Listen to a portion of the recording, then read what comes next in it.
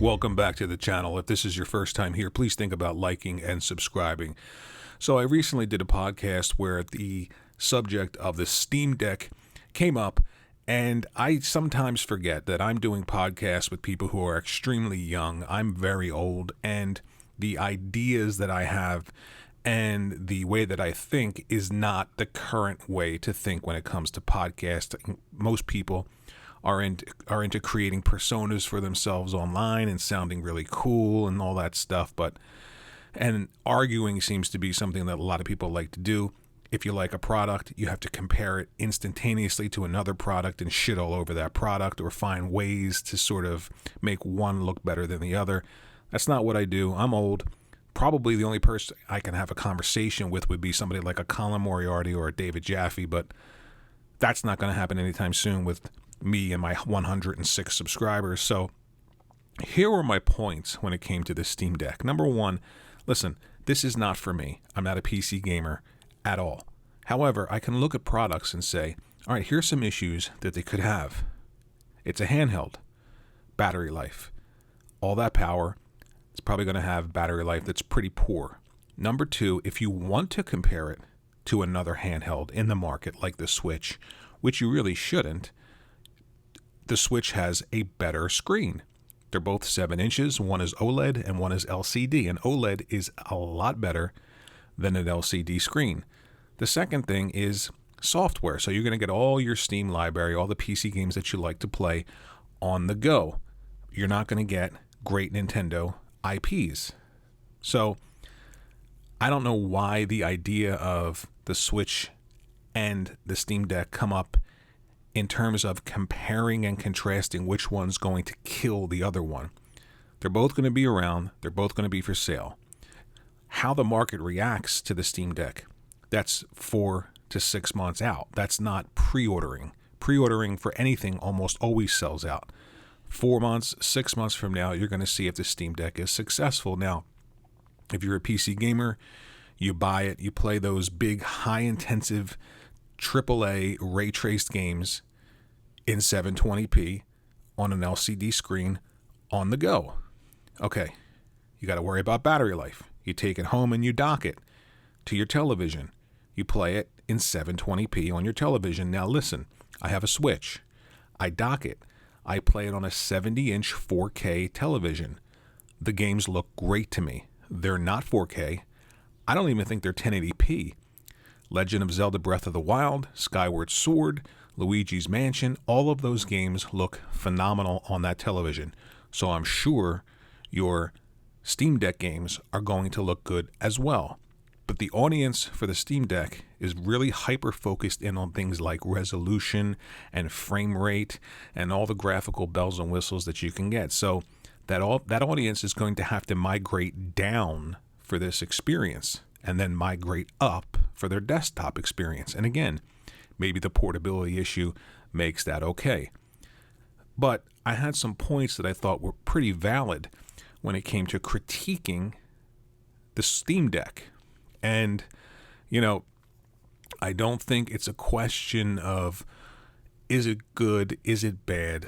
I think that for a handheld, if it was geared more towards console gamers like the PS Vita was, the PS Vita had a 5-inch OLED screen and it was phenomenal. I still, for the life of me, can't understand why the Vita was not successful. Again, Nintendo owns the handheld market, but I do think there would be at least room for another handheld geared towards console gamers. And the Vita and the PSP, I thought would be that, but it wasn't. Now, again, the Steam Deck, I don't think is geared towards people who play on PlayStation or Nintendo or Xbox. Now, you can emulate those games on the Steam Deck all you want. When I buy a PlayStation game, I want to play it on a PlayStation. When I buy an Xbox game, I want to play it on an Xbox. And a Nintendo game, I want to play on a Nintendo console. So just for objectivity's sake, for $350, you get a Nintendo OLED. The 7-inch OLED screen is much better than the 7-inch LCD screen on the Steam Deck. You're also getting all of the games in the ecosystem for Nintendo, and it is a family of devices. So you have a wide range of Switch devices to choose from of all different prices. For $400, you get the Steam Deck with 64 gigabytes of storage and a 720p LCD screen. Now, with the Steam Deck and the Switch, you can expand your storage. So there you go. And again, I don't know why I'm comparing these two, because I think it's ridiculous.